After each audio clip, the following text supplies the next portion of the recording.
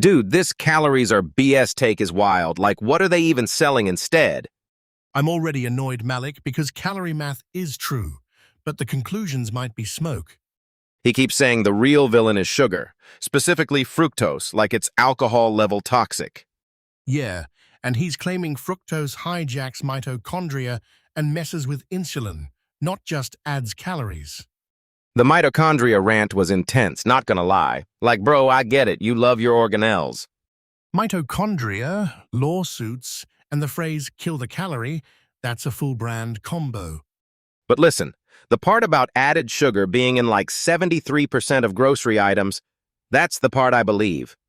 Even if someone disagrees on the mechanism, the hidden sugar problem is real and exhausting. And one sugary beverage a day raising diabetes risk by 29%? That's not subtle. Sure, but correlation versus causation always haunts me, especially when he starts dunking on trials. He basically says, we can prove it using econometrics, like that magically settles your soul. Econometrics as emotional support is crazy, but it can be legit when multiple lines converge. The bigger argument he makes is insulin drives obesity, not just willpower and plate discipline. And he claims insulin blocks leptin, so your brain keeps you hungry and sedentary, classic set point story. Okay, but that's basically saying your biology is sabotaging you, which is comforting and terrifying. It's comforting, sure, but I need to see how universal it is across different diets and people. He also brought in dopamine versus serotonin. Like pleasure isn't happiness, and dopamine addiction is the engine. That part felt like he was smuggling a self-help chapter into a metabolic argument. But the point about tolerance, neurons down-regulating receptors, maps nicely to cravings over time. Cravings over time is undefeated evidence, yeah, but translating it into, therefore sugar is poison, is leapy. I'll give him this. The calories aren't the issue, phrasing is annoying, but the practical advice is simple. Which is, cut refined carbs and added sugar, and eat real food, whatever the philosophical framing is. And he goes nuclear against diet soda too, saying it can still trigger insulin via sweet taste. Wait, he says 1 sugared beverage equals 2 diet sodas in toxicity. How do you even measure that? With vibes and a calorimeter that explodes only when you disagree, apparently. Exactly, he literally calls out bomb calorimeters like they're villains in a courtroom drama. But the insulin response from sweeteners, this cephalic phase idea, does sound plausible. Plausible, yes, but diet soda is half as bad, still needs careful framing, because swapping soda often helps. Yeah, observationally, people lose weight by swapping sugary drinks, even if diet soda isn't health food. I hate when someone overstates the replacement effect, because it pushes people into extremes. You're hacked. They paid off scientists. Believe the opposite. Bros selling certainty like a product. And he's also making a lot of legal claims, suing the industry, documents at UCSF. Interesting, but also spicy. The most compelling part to me is the kid's story. Withdrawal off sugar, better behavior in days. The obnoxious for 5 days anecdote is memorable, but I'd want the study design details. Still, even without his exact stats, we know school lunches can be sugar bombs. Orange juice plus cereal isn't neutral. Right, and neonatal obesity and higher birth weight. If that's true, Anuvashi, it means the sugar problem starts before agency. That's the plot twist.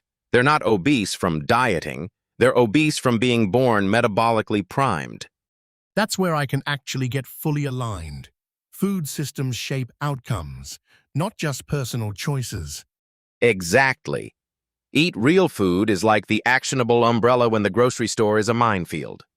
The only issue is real food is vague, so people replace sugar with other processed stuff and call it victory. So what would you say is the best middle ground? Don't worship calories, but don't throw them out entirely.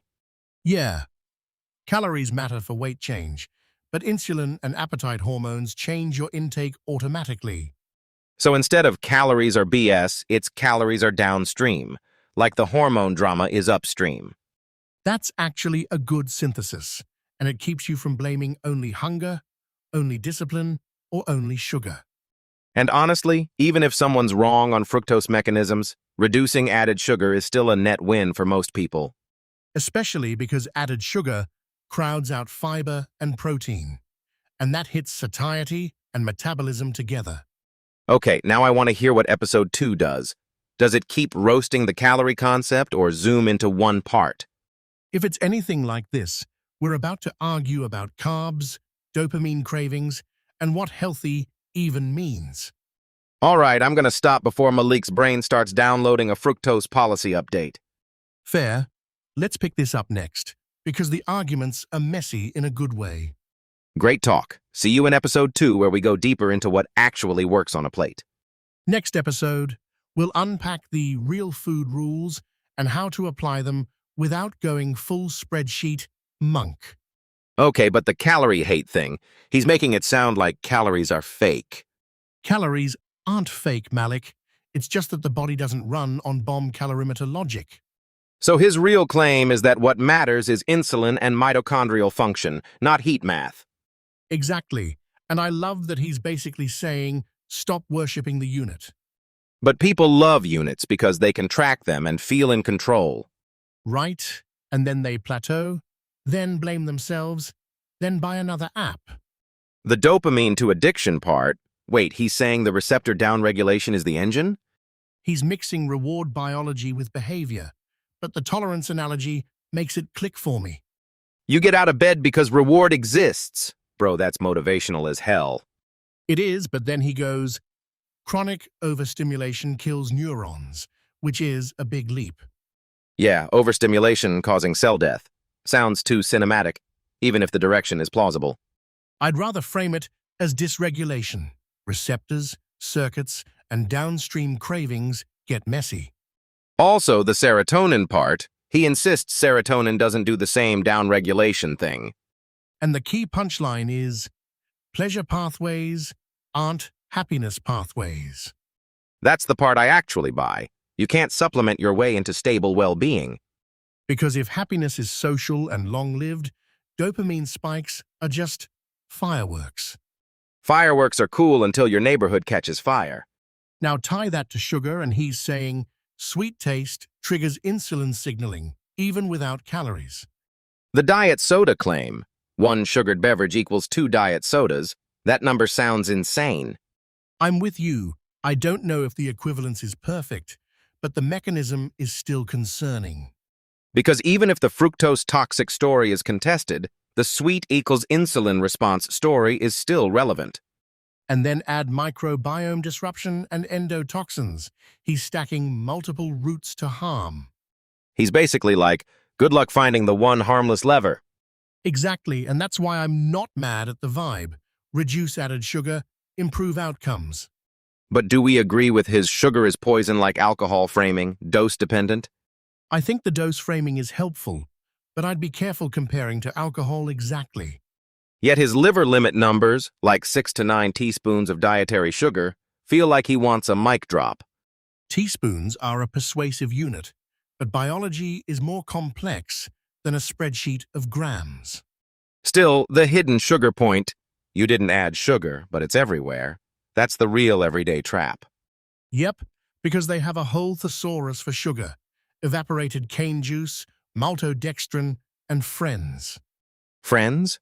They're not friends, they're sugar-wearing disguises. And the lawsuit's angle, whether or not you trust every claim, it explains why packaging language is a minefield. I like that he keeps shifting the target from individual blame to incentives and systems. But I still want to push back a bit.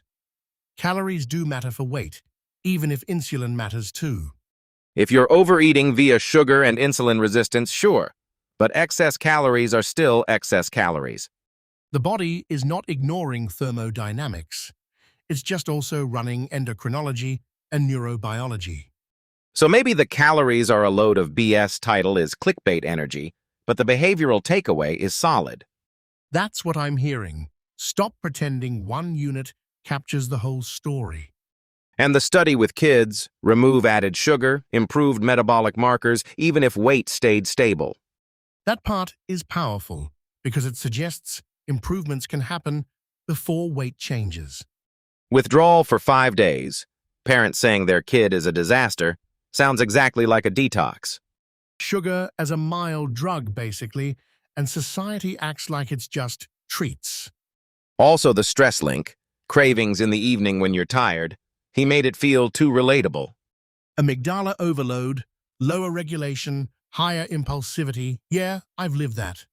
So what's the practical rule for busy people? Eat real food, sure, but that's vague. Real food means fewer ingredients, less industrial sweetener, and more whole inputs that keep you full. But then someone asks, what about fruit? And we start a whole religious war. Fruit is not the same delivery system, and it usually comes with fiber that slows everything down. Yet he also said fructose is fructose. So I want clarity on how he separates whole fruit from added sugar. Maybe the difference is dose and matrix. Eating a whole apple is not the same as drinking a syrup shot. Exactly. The matrix changes absorption and insulin dynamics even if the molecule overlaps. So for listeners, the takeaway isn't never touch sugar. It's don't let sugar dominate the input. Like replace the sweet beverage with water, then remove the obvious dessert calories, then fix the snacks. One step at a time. Not abolish civilization and live on broccoli. And if someone insists on counting calories, fine, but also track added sugar and refined carbs. Because even if you count calories, sugar can hijack appetite and insulin, making adherence miserable. This whole episode is basically, your cravings aren't moral failures, they're biology with marketing. Biology with marketing, that should be on a t-shirt. And the last scary bit? Children getting high sugar before they even choose anything. That breakfast stat is wild, like the system hands kids the lever and then acts surprised. It makes the system incentives argument feel less like conspiracy and more like pattern recognition. All right. Next episode, we'll probably fight about what real food means in regular grocery stores. Yeah, and we'll do it without spreadsheets, just rules that survive real life. Also, we should see if the calorie unit debate continues or if it finally gets put to rest. Spoiler, it won't because humans love arguments. True, but we'll make it actionable so people actually change something this week. All right, that's our take. Sugar first, then insulin, then the rest of the dominoes. Cool. Thanks for listening, and we'll catch you in the next one. Episode 2, we're unpacking the real food rules and how to apply them without going full spreadsheet monk.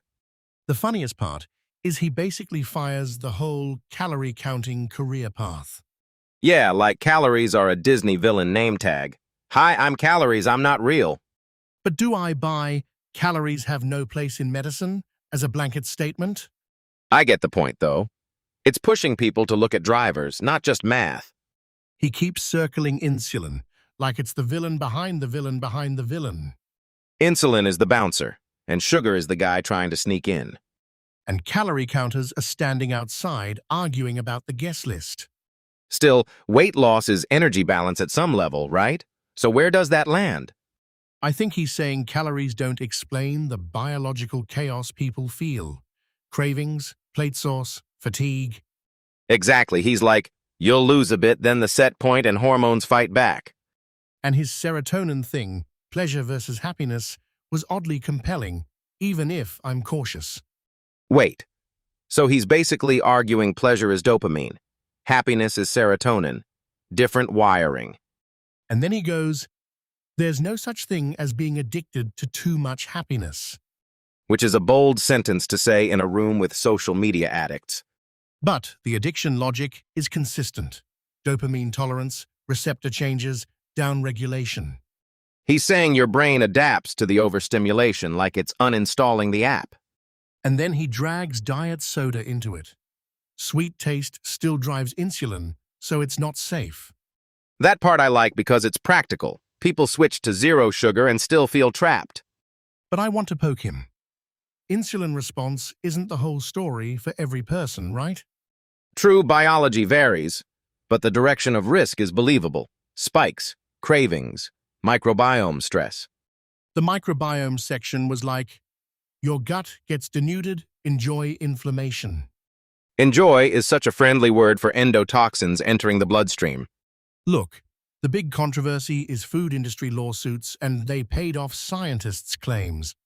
I'm not saying it's impossible, but the confidence level is spicy. Still, even without conspiracy, the incentives are obvious. Add sugar, improve taste, sell more. That's the core hack. You don't need full document libraries to know healthy marketing often lies. He's basically teaching us to read packaging like it's a trap.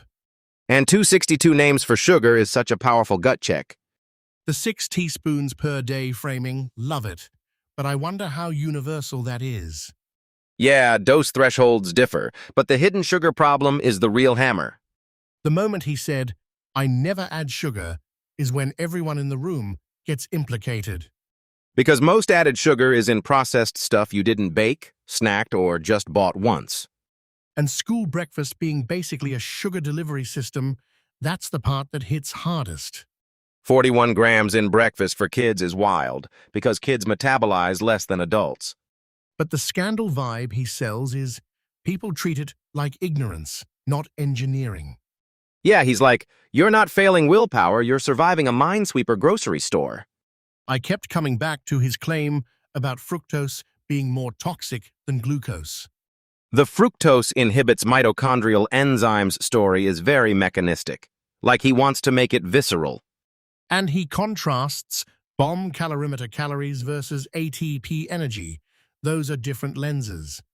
He's basically saying, stop confusing heat with what your body actually runs on.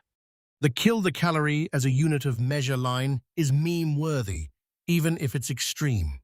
Calories aren't coming for anyone's job, they're just getting fired from his lecture. The thing I actually appreciate, he offers a simple rule, eat real food, and that's stickier than ideology. Real food is broad, but it's also behaviorally actionable in a busy life. Still, real food can become vague enough to let people rationalize everything. True, so I like when he narrows it implicitly. If added sugar exists, it's probably not real for insulin. He treats no added sugar labels like a magician's misdirection curtain. Like, no added sugar, but there's evaporated cane juice doing background acting.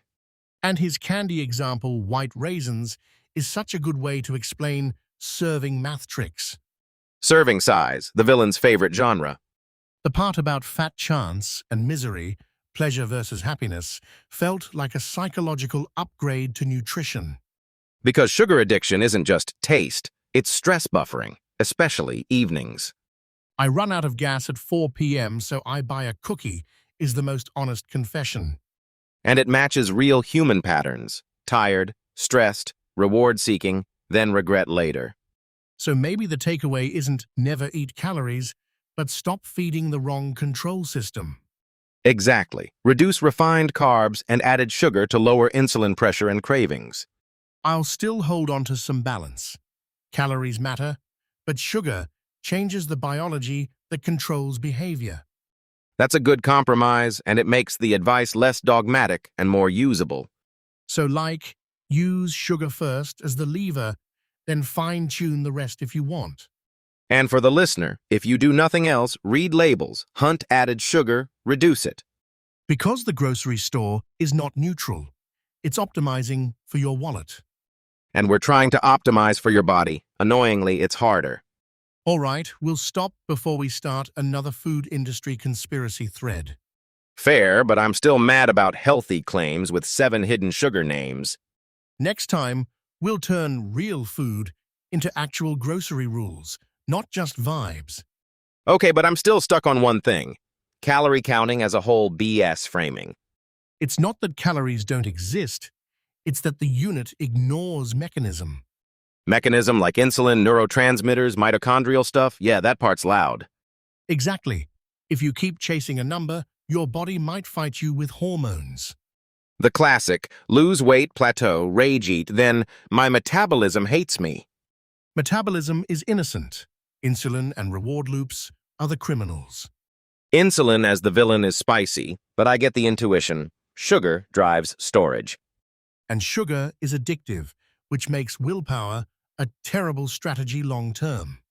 Wait, addictive isn't just vibes. He basically tied it to dopamine and reward circuits. He contrasted dopamine with serotonin in a very particular way. I'm not even sure serotonin is as cleanly calm as that, but dopamine tolerance makes sense. Yeah, neurochemistry is messy. The core story might be right, even if details blur. The point I liked, pleasure pathways and happiness pathways aren't the same thing. And that's why you can feel rewarded and still feel miserable after the crash. Dude, I'm happy after a cookie is just dopamine doing overtime. Reward center, good job, here's another craving tomorrow. The eat real food advice is the practical hook, but it's also dangerously simple. Because real food can turn into purity tests and moral judging. Exactly, people will start acting like you're not human if you eat a fun label snack. So we need real food as a direction, not a religion. Still, the label hunting part is real. There are like 1,000,000 names for sugar. 700? Maybe more. And they hide in no added sugar claims. No added sugar is the most cursed phrase in modern grocery shopping. Also, the dose decides poison analogy is useful, but people hear it as, so a bit is fine. Yeah, and then they accidentally eat 3 bits because the sugar is in everything. Like beverages, one sugary drink raising diabetes risk even before weight becomes obvious. That part was brutal because it's medium dose, daily habit, and no one feels sick. And then diet soda comes in like the cheaper villain with insulin and microbiome effects. I love the microbiome angle, but I always worry about people using it to justify total nihilism. The gut is broken anyway, might as well. That's the worst interpretation. We need to keep it actionable. Swap one beverage, reduce added sweetness, see your response. Especially because the study with kids, like 5 days and the clouds clear, feels almost too relatable. Obnoxious withdrawal for 5 days. That's hilarious and also terrifyingly real. It's a clean illustration of how strong the habit loop is. Parents thinking, my kid is acting up, when it's basically neurochemical adaptation. That's the moment you realize sugar isn't just calories, it's signaling. And the sugar industry interference claim, like payoffs to Harvard, makes people either lean in or reject everything. Yeah, I'm cautious there. Corporations do shady stuff, but we still need rigorous reading of the documents. But the incentives are obvious. If sweetness sells, they'll engineer sweetness. Follow the money, then follow the ingredient list. Okay, I want the best for a busy person rule because this is where people actually fail. Start with the lever you control hardest. Cut refined carbs and sugary drinks. But not in a starvation way, like keep calories stable while removing added sugar. Right. Otherwise, weight change becomes the confounder, and you don't know what caused what. That's why his insulin reduction clinic framing lands. Reduce the hormone pressure. And then appetite and behavior stabilize, because leptin gets unblocked. I'll buy the direction, but people will ask, so should I measure insulin? If you can, great. But most people don't. They can use behavior proxies. Proxies like cravings timing. When do you feel the hit after lunch or 4 p.m. slump? Exactly. Evening cookie runs are basically insulin stress plus reward habit. Mine is 3:30 p.m. every time, like my body has a meeting scheduled. Your amygdala clocks out, then dopamine handles the onboarding. The stress angle is the bridge to real life. Tired brain wants fast reward. And sugar is a fast reward, even if it steals long-term stability.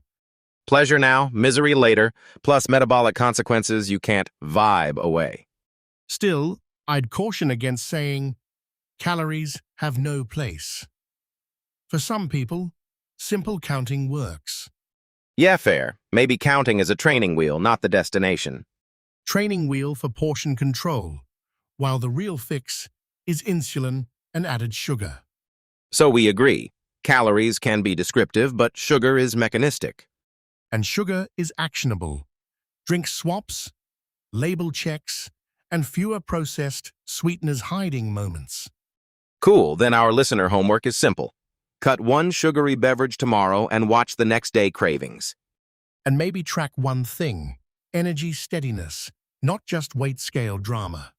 Because if your energy stays constant, you're probably steering the system the right way. All right, we're circling the same truth from different angles. Sugar is the lever, happiness is the goal. And if happiness doesn't come from substances, no wonder sugar feels like a trap. Substance says, one more. Happiness says, stay present. All right, let's wrap before we start counseling everyone to quit dessert like monks. Deal? Next episode, we'll turn this into actual grocery tactics. Yeah, no more vibes, just a repeatable plan you can execute on a Tuesday. Episode 2, we'll build a sugar-proof shopping strategy from the label tricks. The calorie argument always gets you, because it sounds so scientific. But it's the wrong unit, like measuring rain in kilometers. Exactly. A bomb calorimeter doesn't live inside your body. So when he says, calories have no place in medicine, you buy it? I buy the critique, but I worry people hear it and stop thinking entirely. Like, cool, calories are fake, I'll just freewheel. Yeah, because the energy balance folks can still be useful, just not sufficient. It's like saying macroeconomics is useless while your rent still exists.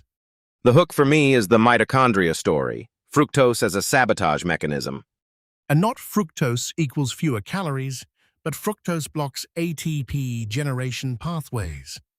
The mechanism sounds crisp, but I want to see how it maps to real-world weight dynamics.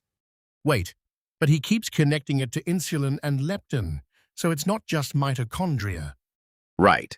Insulin is the energy storage hormone, and it blunts leptin visibility. So you end up hungry, tired, and stuck in the couch trajectory you didn't choose. That's why he keeps saying no weight gain without insulin, and it feels provocative. I'd soften it to insulin is a key driver, because biology loves exceptions. Fine, but his point still lands. Sugar spikes insulin, and the liver becomes the battleground. Also, the liver fat numbers, kids too, make it feel urgent, not trendy. Neonatal obesity is wild, like the damage starts before you even get a bedtime story. And if the first environment is loaded with sugar, you don't learn to be metabolic, you're installed. Then the grocery store turns into a minefield, and labels are a magic trick. The no added sugar claims are basically costumes for sugar in disguise. 260 names for sugar is not a nutrition system, it's a legal system. It's like, we didn't add sugar, we added sugar's cousin with a different passport. What bothered me is the lawsuit angle, like how much was known and ignored. He claims corporate documents show they were steering the science for decades. Lawsuits don't automatically prove causality, but the incentive story is consistent. Incentive is enough to predict behavior. If sugar drives sales, truth becomes negotiable. Truth becomes whatever passes the committee stage. And the ADD angle is another thread. Sugar as a proximate driver, not a side quest.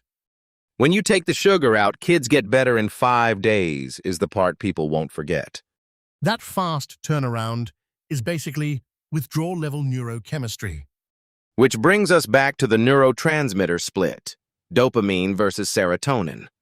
Dopamine is basically the reward now button, and serotonin is more like the calm down baseline.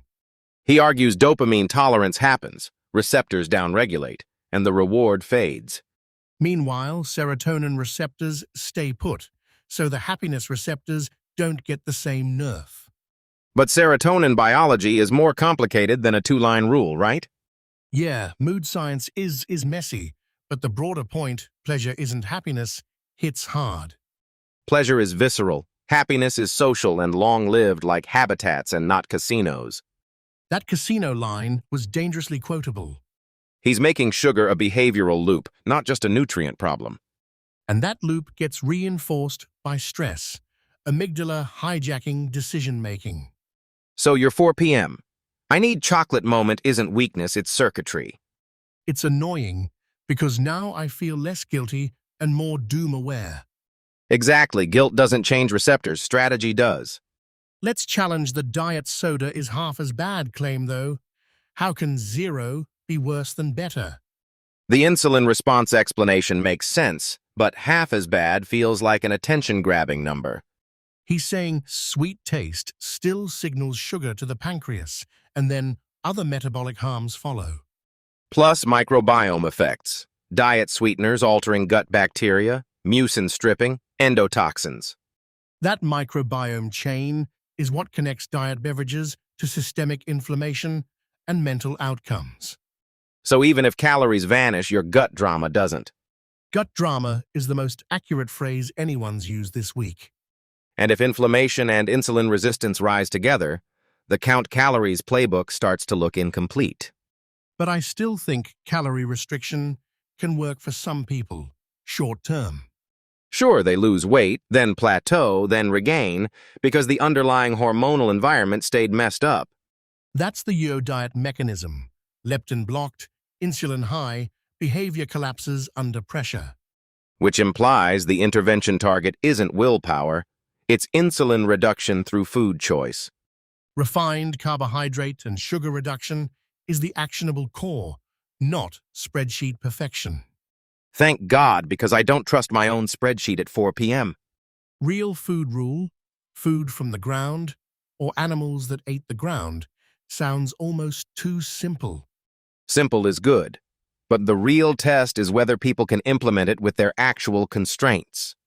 That's why we'll do grocery tactics next episode, how to avoid hidden sugar without becoming a scientist. Exactly. We're turning vibes into a Tuesday plan, not a lifestyle thesis. And we'll show the label tricks that expose sugar even when it's pretending to be juice or healthy. Cool, because sugar has way better PR than happiness does. And happiness, as he says, is about staying present, habitats over dopamine spikes. All right, we've dragged calorie counting through the mud and sugar through the bloodstream. Next step is learning how to shop so you don't need faith in the label. Thanks for hanging with us. Go easy on yourself, but be strict with sugar. Episode 2 is coming with a sugar-proof shopping strategy from the label tricks. See you then. Let's make your grocery run less of a boss fight. Okay, but the calories are a unit of measure, fire them line. Malik, that hit hard.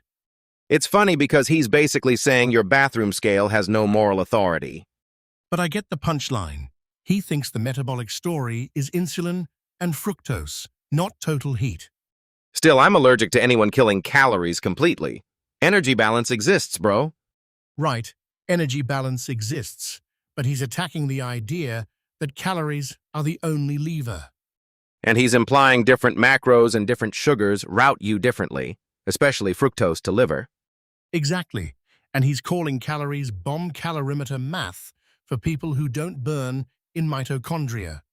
Like, congrats on your thermometer, I'm not a microwave oven, I'm a living organism. The mitochondria angle was wild. Glucose helps, fructose inhibits specific enzymes. And I like that he explains poison by dose, like alcohol, not like sugar is evil, donate blood.